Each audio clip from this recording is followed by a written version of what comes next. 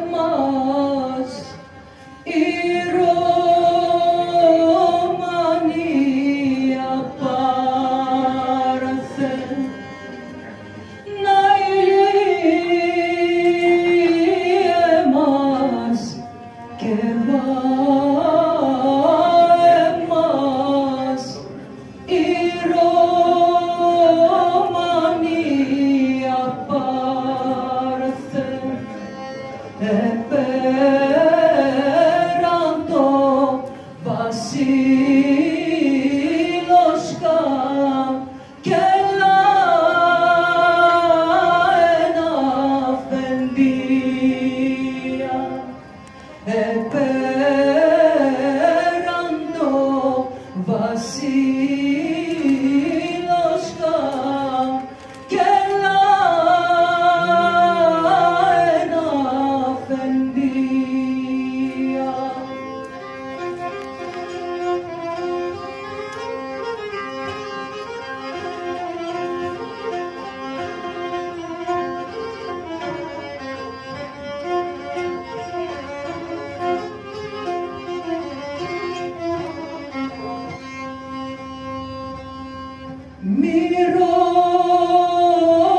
Μυρολογούν τα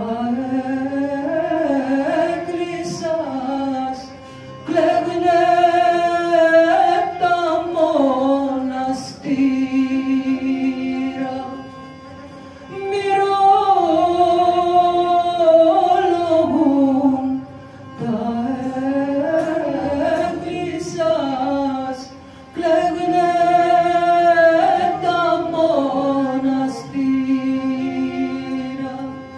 κι Αγιάννες ο Χρυσόστομον κλαίει δέρνοκοπισκάτε κι Αγιάννες ο Χρυσόστομον κλαίει δέρνοκοπισκάτε.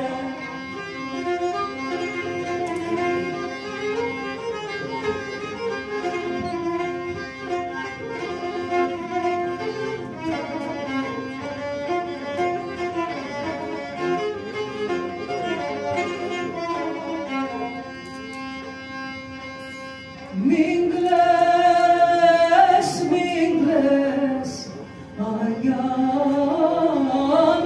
μου, και μη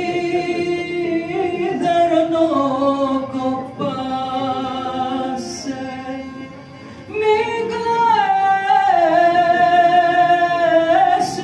κλαις, Αγιάννε μου, και μη δερνοκοπάσαι. Η